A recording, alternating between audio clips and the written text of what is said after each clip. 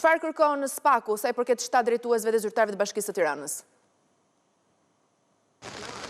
Në fakt, prokuroria e posaçme ka dhënë edhe pretencën duke kërkuar edhe dënimet për sa i përket këtyre 7 personave që dyshohet se janë të përfshirë në tenda korruptiv për sa i përket edhe kompanisë 5D, siç ndihet ndryshe edhe çështja që po hetohet dhe është hetuar nga ana e prokurorisë së posaçme SPAK dhe ka kaluar dashmë për gjykim. Bëhet fjalë për Redi Mollën, ku prokuroria ka kërkuar 11 vite burg, ndërsa është edhe dënimi plotësues me 5 vite heqje të drejtës për të ushtruar funksione publike. Ndërkohë për Mariglen Qatën janë kërkuar 9 vite burg, është i vetmi pra nga këta persona që ndodhet në burg, pasi të tjerët janë liruar më herët, qoftë me zbutjet e masave së sigurisë në arrestit shtëpie apo edhe më masa më të ulta, dhe është kërkuar për Mariglen Qatën 9 vite burg. Ndërkohë Taulan Tushës, prokuroria e posaçme kërkon që ta dënojë duke drejtuar gjykatës për një dënim me 4 vite burg, por edhe dënimin plotësues me 5 vite heqje e të drejtës për të ushtruar funksione publike. Ndërkohë për Albanian, ku janë kërkuar 2 vite, për Anton Punavijën 3 vite, për Julian Zanajn 3 vite dhe për Nestor Muhamet Larin 7 vite burg, dhe sigurisht edhe plotësimi i këtij dënimi për të mos ushtruar funksionet publike për një periudhë 5 vjeçare. Kujtojmë se prokuroria e posaçme SPAK e heton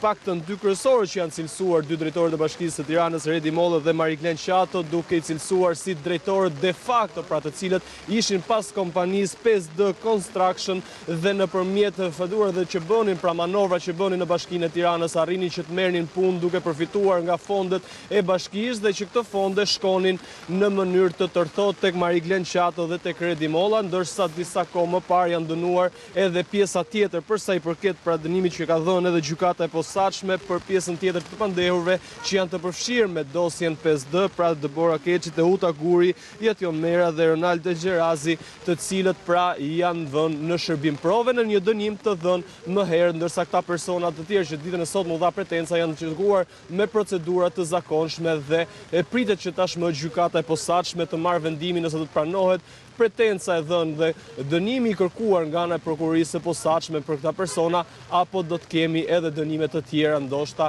më të ulta apo shtim të dënimeve. Dhe çfarë akuze kanë secili prej tyre? Flasim për të paktën akuzat më kryesore, Ervin? Që nga shpërdorimi i detyrës, korrupsion, ndjes, pra që nga pastrimi i parave, korrupsioni dhe mosdeklarimi i pasurisë janë disa nga akuzat më të rënda që rëndojnë mbi këta persona, konkretisht mbi Mariglen Qatën, Redi Mollën, por edhe persona të tjerë, të cilët si duket pra nëpërmjet tyre manovrave në Bashkinë e Tiranës bënin dhe kryerjen e marrjes së tendrave dhe fondeve publike që shkonin për kompaninë 5D Construction, dhe në mënyrë të tërthot parat i përfitonin vetë ta persona. Kuptoj, mirë, faleminderit Ervin.